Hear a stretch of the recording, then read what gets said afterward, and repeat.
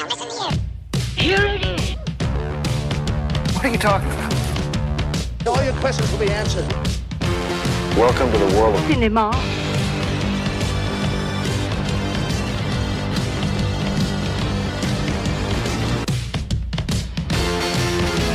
That's our take. Welcome to That's Our Take, where we, the Jacksons, discuss many of the over 12,000 movies we have seen with a focus on classic cinema. Dear Father Nat, I'm not afraid, man. I'm at the end of my rope, and show me the way. With me today is filmmaker Aaron Burns, the founder and leader of Burns & Company Entertainment, a production studio dedicated to telling timeless stories that inspire. He's the director and producer of the upcoming biopic Jimmy, based on the life of Hollywood's acclaimed actor James Stewart. Aaron, thank you so very much for being with us today. So delighted to be here with you, Jason. I'm excited because I can't wait to get going and talk about the film, the process, and everything. What I want to start with though is being fans that my wife and I are, and I know our fans are, our listeners, of James Stewart. By the way, good call in keeping the title Jimmy, because I think that really speaks to the everyman that he was. That everybody knows him as Jimmy Stewart, and yet when you see his movies, he's always credited as James. And so I just think what a great way to make it seem even more personable, to seem him more like just everyone else. But let's start off. Let's just see where you're at here. What can you give us not five? Let's just do four of your favorite Jimmy Stewart performances. Oh man. So probably have to say It's a Wonderful Life is my favorite. I mean, and that's what drew me into making this movie. That's a huge part of our storyline.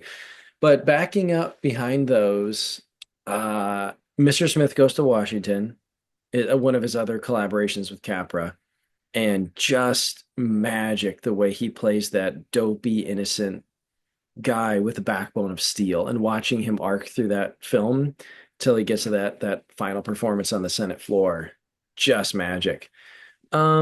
Probably The Man Who Shot Liberty Valance, I'd say, is my favorite Western. And I love, spoilers for your audience who hasn't seen it, but it's just the twists and turns and him coming out again, kind of playing that idealistic guy who then realizes the world's a tough place, and the way he moves into that and the secrets he keeps and those things. Really fun.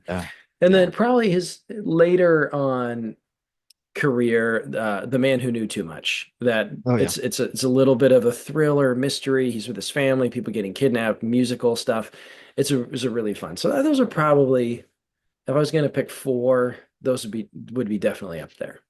Solid picks, man. Like they're just great. It's funny you mentioned one of the things I really like about Liberty Valance is Jimmy Stewart kind of has this almost a reputation of being sort of how do I want to say it? Very calm, very by nature, just a very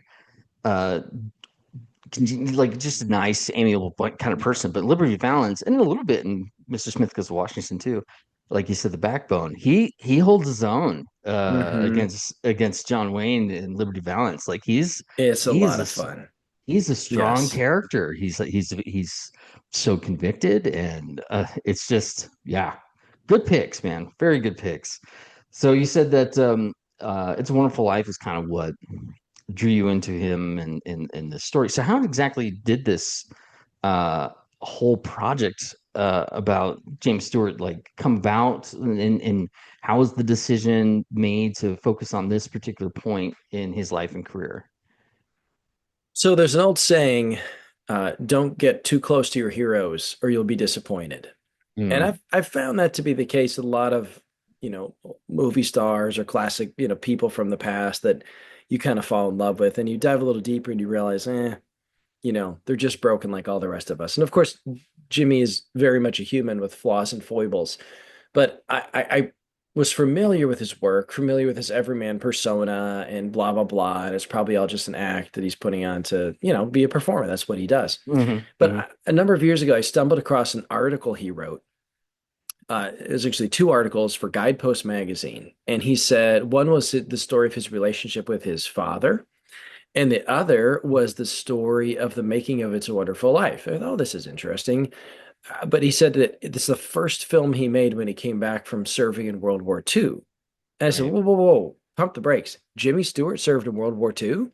And it Yeah. wasn't just show up and make some promotional films or something, which Frank Capra was, John Ford, a lot of guys did that. Right. Some legendary directors went out and worked in the Ministry of Propaganda or what have you to make films and things.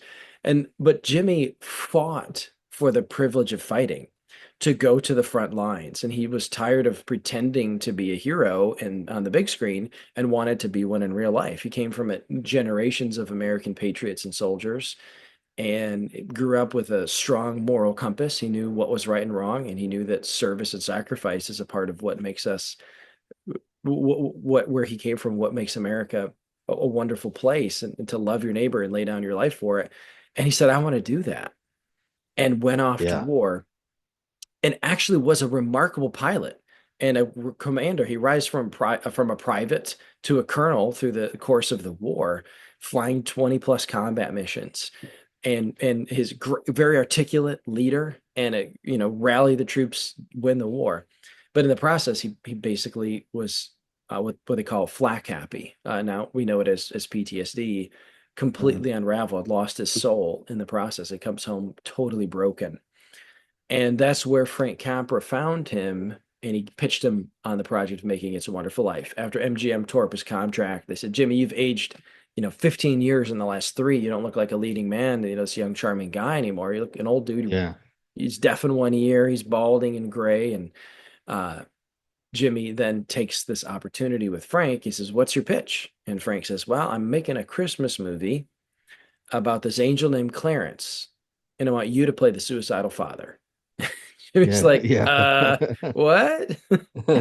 So, he convinces him to do it. And Jimmy says that that film was actually transformational for him, that his healing from PTSD, his emotional, spiritual healing occurred on that set. And that's where it launched the rest of his life. And he was able to find his hope and find his healing through the making of this film it's, the number one inspirational film of all time.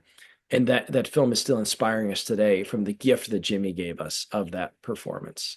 So Yeah. that was when I read that story, I said, I never heard this before. I need to share this with the world. So we dug into the details, and we're able to connect with Jimmy's daughter, Kelly, and pitch her on the Great. story we wanted to tell. And when lots of people are interested in telling Jimmy's story and those things over the years.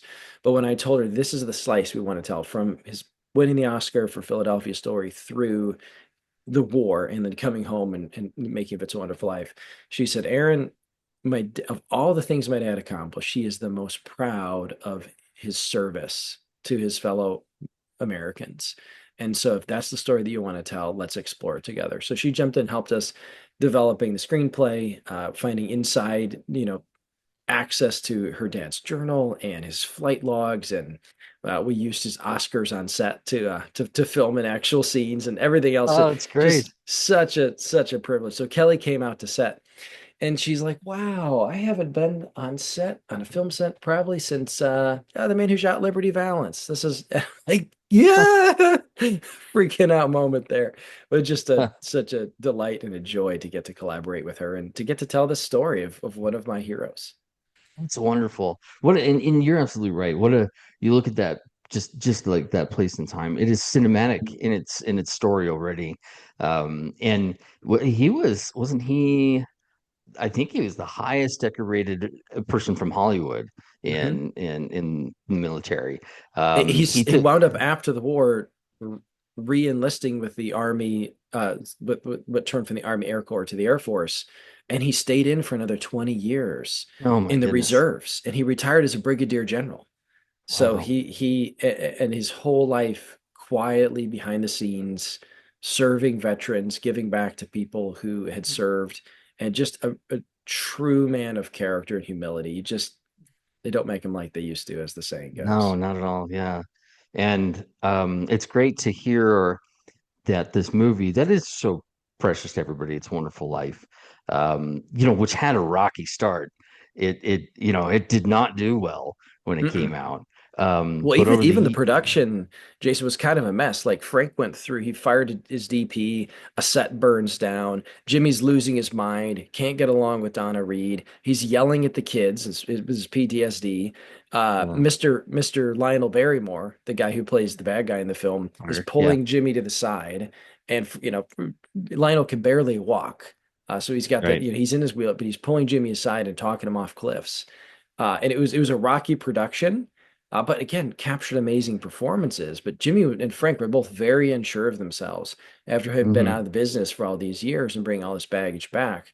But instead of allowing the baggage to hold them back, they allowed it to fuel them into giving this performance. But again, the movie comes out and it didn't do well. It got nominated for a couple Oscars, but the box office wasn't great. And it actually wound up sinking Frank's little production company, Right, Liberty something, yeah, Liberty Liberty Pictures. Films. Yeah. Yeah, it's fantastic. It sounds like you've just done an incredible job researching everything, which is wonderful. You need that, and it sounds like you've gotten to know him as a person, just beyond what we've seen on screen.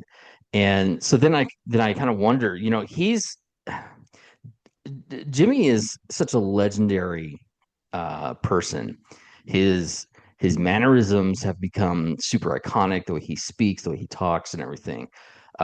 So how do you inspire from your lead performer an accurate historical portrayal and not just an impression? Because it's easy, I would Oh, yeah. imagine, to get a caricature rather than the actual person on that. So how do you get that out of him? Well, the problem is, as you just pointed out, Jason, everybody has a Jimmy Stewart voice.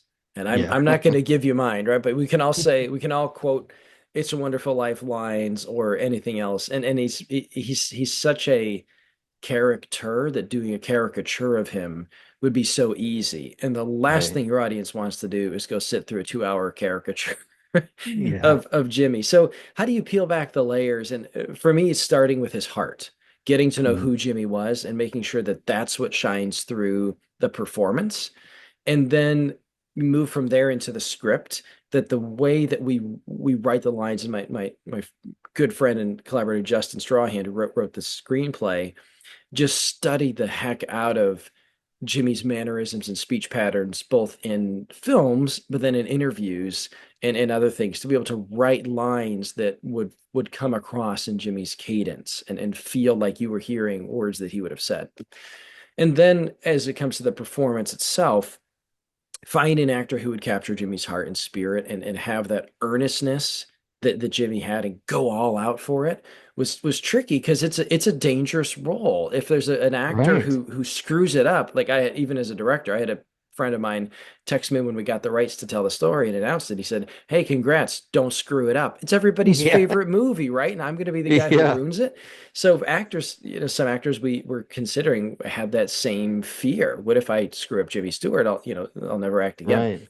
Right. But so when we connected with KJ, he had the courage and confidence, and he had the heart to do it. And what's interesting, KJ's from New Zealand, so he's always, whenever Uh-huh. you hear him performing in movies, he's always doing accents. So accents are absolutely second nature for him. And so for him to build from his New Zealand accent into a Jimmy accent was something that he was pretty willing to tackle and take on. And so he worked with an amazing dialect coach to figure out not just the sound, but where to place the sound and how to hold your jaw and hold your move your head, to create the spaces to make it sound like Jimmy, and then to study the regionalisms of Indiana, Pennsylvania, where Jimmy was from, and Right. what patterns and cadence came from there, and then what came from the 40s, and what fits with the period of the time. And Jimmy's voice arcs as you watch the different films. He doesn't sound the same in every movie. He sounds different as time goes on. So Yeah. picking the era too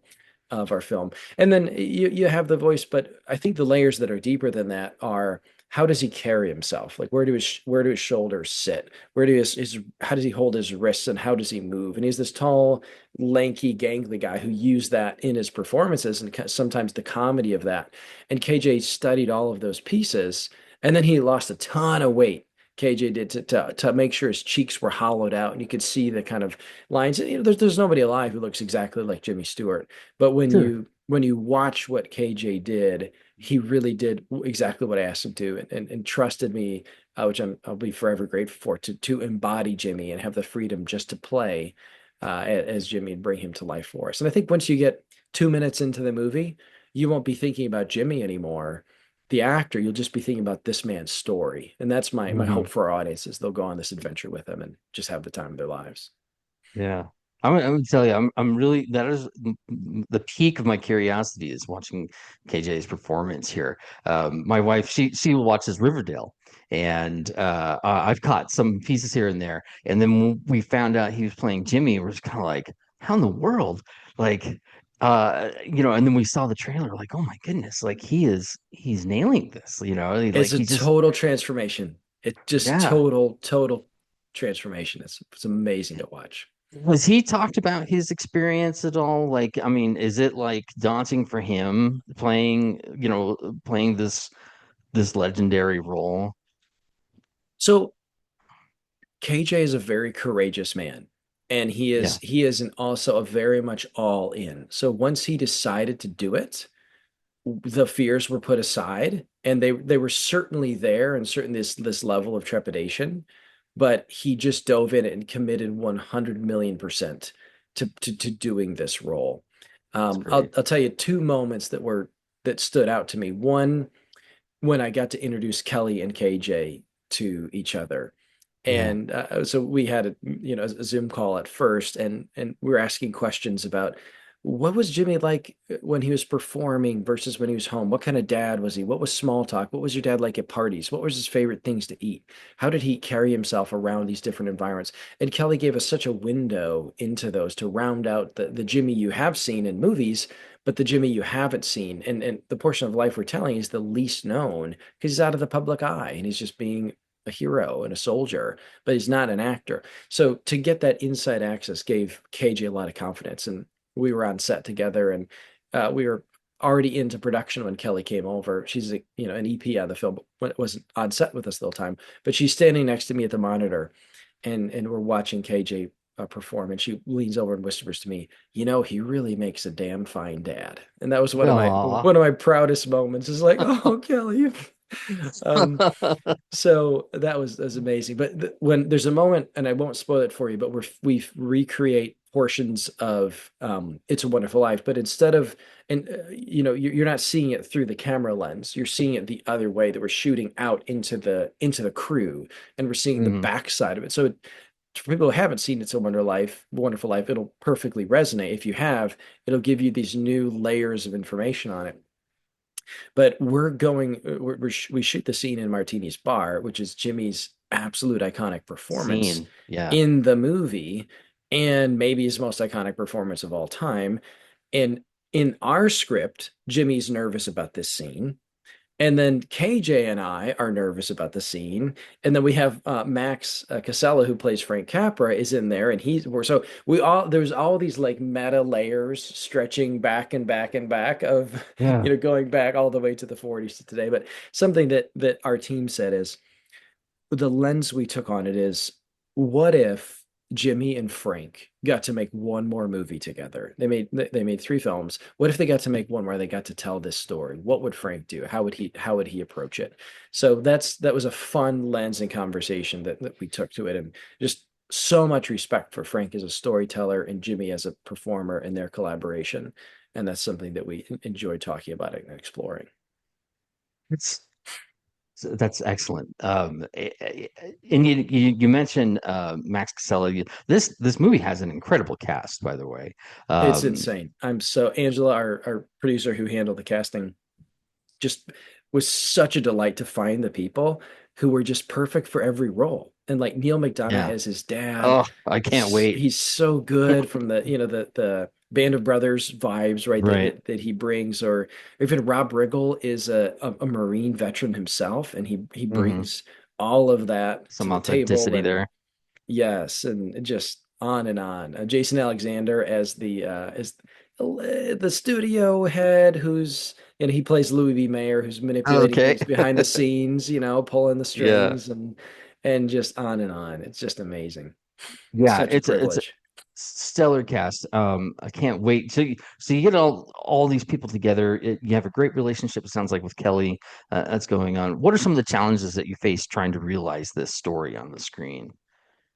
Uh, so none of the world exists anymore. There's no 1946, uh, especially the portion of the story we told. It's all in a B-24 Liberator. So much of Act Two, it's just aerial combat sequences, and there's like two B-24s left, and for some reason they didn't want to fly one back over to Europe and let us shoot it up to bits. So Oh, we I wonder what. So I wonder why. Yeah, what's wrong? What's wrong with the museums? So a lot of the recreation of those things took a lot of time and energy and research, and so grateful for the people who contributed to that. And then the other piece that kind of took me by surprise because it's a very very intimate film. You're with Jimmy the whole time. It's these small moments in his quarters, in the cockpit with him, and with him and his men, and this is very personal, intimate. We keep the point of view very, very focused. But we go so many places that we have to be the Oscars. You have to recreate the Oscars after party from 1946 in a believable way. You have to get Los Angeles in 1946. And then you have to get Jimmy's hometown, Indiana, Pennsylvania. And then you have to have the whole, European theater of war and the bombers and on the ground and the bases. And then you have to go back to the backlots of It's a Wonderful Life and on and on and on. So it's a very, very intimate story. And I kind of deluded myself into thinking it was a small movie, but it's actually gigantic It's as you got try to create all scale. these things across so much scale and scope that goes into it, which was fun to do, just a filmmaker's dream, but also a challenge as well. Oh yeah. Now I've seen Legacy Peak, which is a Burns and Company movie as well.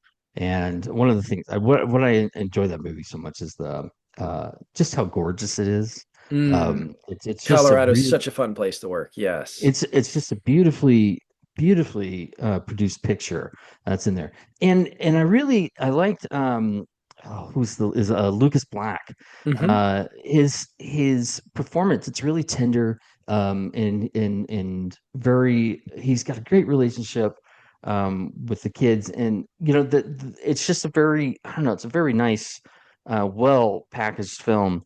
And I'm just curious, so what sort of cinematic touches and trademarks from Burns and Company can the audience expect in Jimmy? Mm. That's a fun question.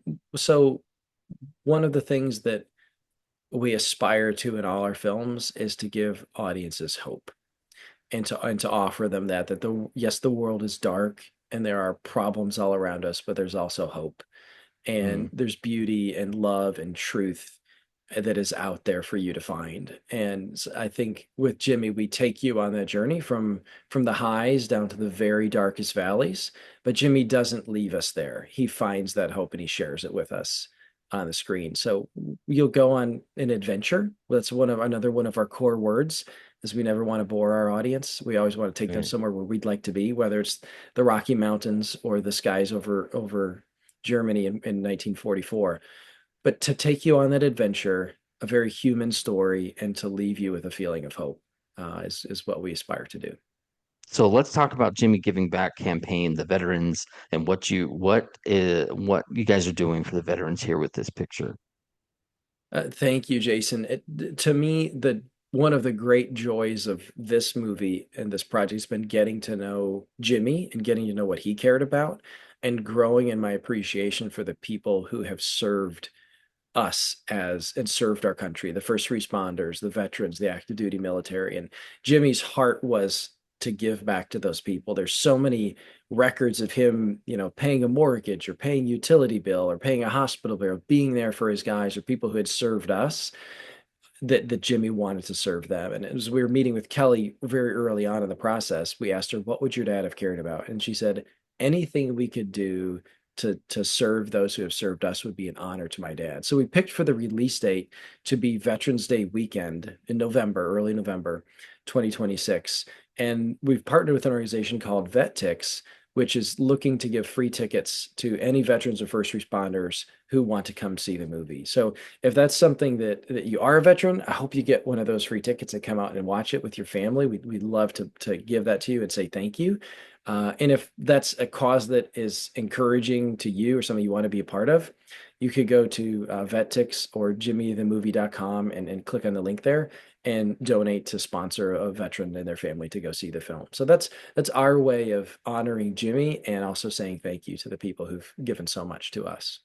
That's outstanding. Yeah, and we appreciate that that kind of service and giving back to those who've definitely served us. And we will make sure to put that link in with our description here for people to follow through. We're so grateful that you took time with us today So to happy to talk be here, about this. Jason. It was a lot of And fun. Loved it. we cannot wait to see this. So it's Veterans Day weekend in November. And we encourage everybody to go check it out. And we can't wait. Aaron, thank you so very much. Best of luck to you, and we hope that it's a great release and that it'll just do wonders in the theaters. Thank you, Jason. All the best to you. Catch you soon. So, as you just heard, Jason had the opportunity to talk to Aaron Burns, and I had to work. So, because of that, we are recording our discussion about Jimmy Stewart separately. With that being said, we'll start with our top 4 Jimmy Stewart films. And Jason's going to start us off with his top 4 Jimmy Stewart picks. This is incredibly difficult because his, I mean, I think the general thought of Jimmy Stewart as an actor is that he kind of is the same through everything, but he really isn't. He has very unique individual performances. It is so hard to pick just the 4, to be like, these are the best ones. Number 1 for me is Rope. You say that. It's so hard to pick, but number 1's Rope. Well, Rope is like my favorite performance of his. Better for me than anything else he's done, but like only slightly better. After that, I'm gonna say Vivacious Lady. Probably say Winchester 73. Then there's like 7 that are tied for 4. But you can only pick one more. Good night. Anatomy of a Murder. Those are solid choices. Your top 4. My top 4: Vivacious Lady, Rope, Rear Window, and Shop Around the Corner. Shop Around the But Corner was right there for me too. there's many honorable mentions. Which are? It's Wonderful Life, Harvey, Anatomy of a Murder, and Philadelphia Story. He won an Oscar for Philadelphia Story. Well, he's really good in it. He's pretty funny. It's is it a supporting Oscar? No, it is not a supporting role. It's It's a leading role. Mm-hmm. Wow. I don't disagree. It's just such a funky movie when you think about who is the leading role in the main characters in that film. You have Cary Grant and Katharine Hepburn, and they feel like very leading role characters, and everyone else seems supporting. But Jimmy Stewart is in that movie probably just as much as they are. So I'm curious because Jimmy Stewart was nominated 4 other times outside of Philadelphia Story. Okay. He was nominated for the lead in Mr. Smith Goes to Washington, in It's a Wonderful Life, in Harvey, and he was nominated for the lead in Anatomy of a Murder. Those are all such different characters that he plays in each one of those. And I think he wholeheartedly deserved to be nominated for those. If you, looking at those other ones, which one should he have won for? Harvey. He makes me believe there's a rabbit there the entire film. Can you see anyone else playing that part? No. It's Jimmy Stewart had the persona of the everyman, and Harvey does such a great job. He is such a great job in that, delivering that everyman, that person we all know. Great performance. It's not a big performance. You know what I mean? So like you look at Anatomy of Murder, and that's big. That's a grand performance. He's really, he like slams his hand on the table and yells. He really puts forth a lot of, he projects a lot. But Harvey is so like subdued, but he's just as powerful in his words. He was up against Spencer Tracy for Father of the Bride. He was up against William Holden for Sunset Boulevard. Louis Calhern for The Magnificent Yankee, which we haven't seen. And he lost. They all lost to Jose Ferrer in Cyrano de Bergerac. I like Jose Ferrer. I think he's a great actor. We'll have to watch it to give it a fair shake. Yeah. But I'm going I'm unbiased. kind of in with you. I wanted to see, let's see, Harvey on IMDb has a 7.9. And then on Letterboxd, I'm gonna guess it's gonna be like 3.9 or a 4. A 4. What is it about him that draws us to him? Part of it is his likability. He is super nice. One of his earlier films is 1936. After the Thin Man? It is after the Thin Man. Youngest I've seen him. He's a very likable person the entire time. He is a good guy, and you're rooting for this good guy who you think's this good guy. There's just something about him where you want to be his friend and you want to get to know him. And I think that's his characters in everything, even in like Rope, when he plays the professor, the know-it-all professor who suggests heinous crimes against people who are doing things like talking during movies or whatnot. You still like him. Yeah. He's joking, but he's also got an arrogance to him, a sense of like, well, maybe he's not completely joking about this type of a thing. And at no point do I ever feel like he thinks he's better than anyone else in the room, even though he's better than everyone else in the room. Yeah. I want to impress his character so bad in that movie. They talk about the two characters in Rogue, Philip and Brandon especially, who they say sits at his feet, and that's what I want to do. Jimmy Stewart is so inviting as this intelligent, sardonic character, and you're just like, yeah, man, I get you. I want to learn more from you. I want to be your student, your pupil. And he says it so, he does it so just so well, so effortlessly. I like what Aaron said in the interview when he was talking about don't meet your heroes. So many people have these stories. They meet the person that they like, are fans of, and it just doesn't go well.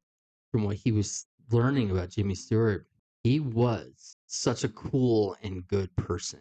I think that comes across in his performances. I will say, though, that one movie where I think he does play an unlikable character, and I don't care for it, him being unlikable, that is. The movie's good, but his character, I think, is pretty deplorable, is Vertigo. Yeah, that's true. That's like the one time when I'm not rooting for him. Who are you rooting for in that movie? I mean, like, no one's really good. You're rooting for great visuals and an amazing soundtrack. Everyone's bad. And yeah, he is. So I think, you mentioned Rear Window. I love him in Rear Window. He's cantankerous in Rear Window. But I like him because I think something about his characters is that they're all relatable. Yeah. They're not over the top. Like, everyone's been grumpy when it's 110 degrees outside and it's just humid and everything's getting to you and you don't want to see anyone or talk to anyone, right? you can relate to that. I can't relate to him in Vertigo. Right, and that and that's what I was gonna say. So I think his name's LB Jeffries in Rear Window, and he's like I said, he's the grumpy guy, but you do like him, and he like you said, expresses the things that are relatable to us. I have kind of always felt that Scotty in Vertigo is an extension of Jeffries. Had Jeffries not had the grounding from like Thelma Ridge's character or Grace Kelly's character, if he left them, he would eventually become the guy in Vertigo who was cantankerous and grumpy and now crazy. Like I can see it. he's switched over and went past this line of he's no longer relatable now. You're like, no, I really don't want to be around you. you know? and and so I feel like if you look at that progression, it's like one performance where he plays the guy that's sort of your friend, and then you lose touch with him and you get back to him and you're like, whoa, you've changed. Anatomy of Murder, though, he's likable in a different way because he's looking for the truth and he's a no nonsense type of guy and he's not going to put up with it. He's maybe not everyone's best friend. His character in that movie, in Anatomy of a Murder, is kind of the other side of the coin of his character in Mr. Smith Goes to Washington. They're both seeking a justice somewhere, right? They're both seeking something good.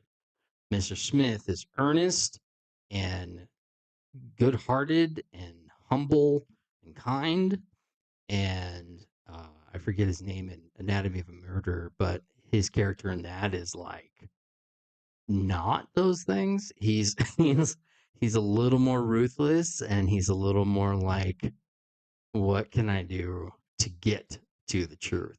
And so I feel like they're brothers sort of, and one is just kinder than the other. And I love him in Anatomy of Murder. I love him in that so much. It's a great role for him. He was set to be in North by Northwest. That was his goal. He had during Vertigo talked with Hitchcock because he's always thinking about the next movie, and he was thinking about North by Northwest and how he wanted, because he really wanted to do another 39 Steps movie, but he couldn't get the rights for it, so he came across the story for North by Northwest, which is very much like 39 Steps, and Jimmy Stewart and Hitch would talk about it, and Stewart was totally committed to this idea of being in this story.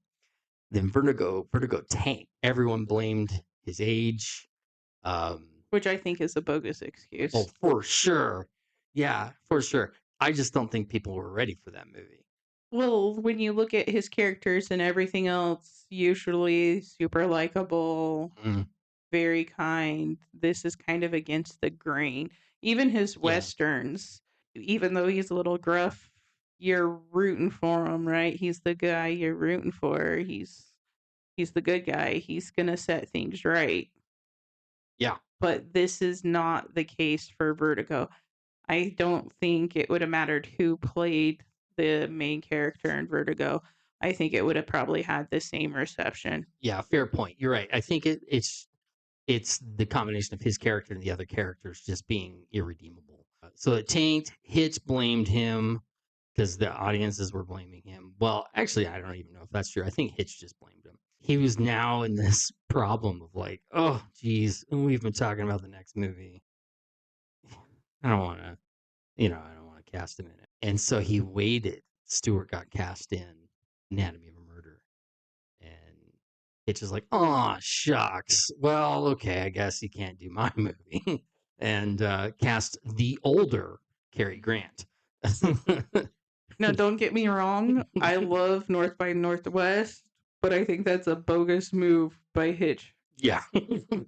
But I think sometimes movies aren't ready for certain periods of time. And so Vertigo on IMDb has an 8.2. On Letterboxd, it has a 4.2. Yeah, not surprising. Which is funny is that we did not put this on our top 4, though. It's a close 4. Yeah, it is. It's up there. I mean, but so far out of what we talked about, it's the highest. yeah. But that could be more for the movie as a whole, and not just Stewart's performance. You know, when we're thinking about his performances. It's because it's Stewart's performance. Yeah. Anatomy of a Murder was this envelope-pushing movie, right? And I often want to know, like, if I had a time machine, I'd like just to go back in time and just see how audiences reacted to things. And I would like to know how they reacted to first Vertigo, because like you said, his character is just not likable. I'd also like to see audience reaction to Anatomy of Murder, because the movie itself is pretty shocking. And maybe it's only shocking to us because we're looking back on it. And maybe the audience was more ready for it then than I realized. But I mean, they're talking about They're talking about rape, yeah, and sperm is mentioned, domestic violence is huge in it. Yeah. And her character, Lee Remick's character, kind of makes light of a lot of it. Mm-hmm. So I can only imagine people in 1959, you know, Vertigo just came out before then. So I don't know, maybe the audience was getting prepared for it, but I can only imagine it would be shocking to be like, this guy is saying these things, you know, like what a crazy movie, you know? Yeah. Do you remember the first thing you ever saw Jimmy Stewart in? The first thing I saw him in was Harvey. It scared me. Did it really? I don't even think I finished it because I was young and this invisible creature, I didn't understand it. And so years later, I was afraid to watch it, but it's just lovely. It's just a cute film. That's funny It's because, heartwarming. yeah, the idea of the movie scared Sawyer. He didn't want to watch it. Yeah, that's true. That's really funny. The idea of an invisible creature is kind of creepy if you think about it. But the one that I remember the most would be It's a Wonderful Life. Yeah. So that is what I probably saw after Harvey. Yeah. I'm really looking forward to the movie Jimmy. Talking with Aaron, and he just did such a great job in his research. And, you know, he was talking about the truth that It's a Wonderful Life was not well received by the public. The Academy recognized it some, but the audience did not like that movie. And for years, I've heard that it was because it was 1946 and they weren't ready for that kind of seriousness after the war. But you know what else came out in 1946? The Best Years of Our Lives. And that was huge. Do you remember that one? Vaguely. That's the 3-hour movie with Frederick March, Dana Andrews, Teresa Wright, Myrna Loy. It has the soldier with the prosthetic arms, yeah. And it's not a happy movie. It's a very serious film. And it was monstrously huge. Like, it was super popular. So this theory that people have that it was because It's a Wonderful Life was tackling subjects. Now, it may have tackled some, but I don't think it was because of its serious tone. I think it's the story. I don't think people were ready to see someone talk about ending their life when so many people. Do you know what I mean? It is pretty heady. I agree. It's heavy. Here's a person who wants to kill himself, right? Unalive himself. I don't know what we can say or not. But he's talking about ending his life, right? Yeah. That's pretty heavy. A lot of people just came back from war or had lost someone to the war. And so here's this man who dares think about ending his life when other people have lost their lives not wanting to. Do you know what I'm saying? Yeah. Yeah. Okay. And then to me, that's like the heavy part is like, shame on you. Do you know what I mean? Yeah, I get that. How dare you think such an evil, horrible thought? Selfish thing. Yeah. Shame. And so where they totally missed the mark, you know? It's so funny because listening to your conversation with Aaron and he says, "It's a story about an angel named Clarence." And at no point would I ever describe this movie as a story about an angel. Yeah. It's a story about a man figuring out that life isn't so bad and seeing the wonderful things he's brought to this earth, right? I think people missed it. I think they thought it was a selfish man, much like Potter. He's a very selfish man, right? So all they see are these selfish people. Like, how much selfishness is there in that movie? Yeah. And so you can get lost in that, or you come out the other side recognizing you can be the good in it, right? Yeah. So I feel like it's judging someone by their one negative fault, right? And I think that's what they did. They saw this movie, saw Jimmy Stewart, war hero, who is challenging being alive in this film, and they judged him by it. Yeah. You're changing my mind on this. Because you look at like my example with Best Years of Our Lives, and it's very specific about the tragedies of war, right? And it's very directly related to it. Whereas when you do look at It's a Wonderful Life, it's all about the domestic life afterward. You see this family struggling. It disintegrates. I think it's a reminder of what people were already feeling. Yeah. And then it's almost like being told, you have a wonderful life. Fuck up. Yeah, like when people are like, happiness is a choice. Yeah. You just want to And you just slap want them. to smack them. You're just like, how about this? No, Yeah. just kidding. We don't Pain promote is a violence. choice. But it's frustrating, Yeah. right? Or, when someone's like, smile, be happy. Yeah, so maybe And so they were this idea offended of by like, the message. it's not as easy as that. Yeah. But and I see where Capra was coming from. Kind of just like trying to help. Right. I think it's a beautiful film. Yeah. I love it. It's very moving and touching. Yeah. And I don't think it was made for the people in the time. I think it was made for people now. Yeah. And unfortunately, the people in the time missed out. You're right. I think people get it. I think people are living it. I think people are living this family life or personal life of trying to do their best. Things seem to be always against them. And you're left with just depression. What a great message this movie has of saying you could not be here at all. Yeah. People miss out on you. Yeah. And then, and that's the thing, it's so easy to remember and think of and focus on hardships. But what this movie does is remind you, oh, there's some good stuff there. So how do you feel? What are your thoughts about the upcoming movie, Jimmy? I've seen a preview and I'm intrigued. So I'm a little apprehensive about it. I do want to see it. KJ Apa, I've watched Riverdale, so I've seen his performance. After hearing the things that Aaron has said about choosing KJ Apa, makes sense. He doesn't look necessarily like Jimmy, so I'm curious to see him portray all those qualities we talked about. Jimmy, the likability, the every man's man type of guy. I want to see that portrayed and done justice on the film. You made mention of it that Jimmy is such a character that he could become a character, right?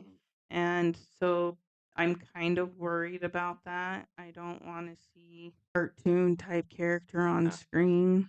What I've heard of the voice, really well done. So kudos for that. But I am apprehensive because as much as they say that saying like don't meet your heroes, I also feel like making a film about a hero can be just as daunting and just as big of a deal. What are your thoughts about the upcoming film? I was really skeptical at first for basically everything that you're saying. It's like doing Elvis or Marilyn Monroe, right? For sure. where they're so iconic. And like Aaron says, everybody has a Jimmy voice. Everyone has an Elvis voice. Everyone like tries to mimic Marilyn Monroe or characters like this in history. And after a while, it's just a joke. It's not real. Aaron really totally encouraged me to look forward to this. Everything he was saying, my big takeaway was how respectful he's wanting to be of Jimmy, and how much research he's done. Oh, for sure. And he gets it. As he said, it's a dangerous role. And actors were timid, it sounded like, in wanting to pursue this. Yeah, KJ Apa doesn't look really like him. Although I guess it sounds like he tried to emulate it he best he tried. could. Yeah. But I think about Austin Butler as Elvis. Yeah, he doesn't look like Elvis at all to me, but when I saw that movie, I was like, there's Elvis. Yeah, the like, spirit of Elvis was in him. Yeah, it's so For sure. So maybe KJ can tap into something like that. Very possible. And the challenge that I didn't even think of that Aaron brought up was we don't have documentation, video at least, of how Jimmy was during the war. We don't know how he spoke to people. We don't know how he behaved or reacted to things. A lot of that has to be taken into account in the performance. And it sounded like he said that they were trying to construct a character or an actor or a person that we just in a time that we don't know. Yeah. And so I'm like, wow, yeah, that's got to be hard. But as he said, they're going for 1940s Jimmy Stewart, which is way different than 1950s and 1960s. Yeah. And I think the blessing from his daughter on this movie, For sure, I think that's the biggest thing. yeah, that seals it. So I'm really looking forward to checking it out. And surprisingly, you know who I'm really looking forward to see? There's two actors in there that I'm really looking forward to see performances from. Neil McDonough as his dad. Yeah. Because in real life, he and his dad had an amazing relationship, and his dad brought him up and taught him all things morals and beliefs and stuff. And then Rob Riggle. Yeah, Rob Riggle's pretty cool. He's in there because he had a military background before he started in films and things, from what my knowledge is. Yeah. And so that's really cool. Yeah, so I'm excited to see that authenticity come through his performance there. Yeah. Just a reminder to our listeners, this movie, Jimmy, is being released Veterans Day weekend in November. I think it's like the 6th of November. And we'll put a link along with this in regards to the veteran tickets that Aaron had talked about.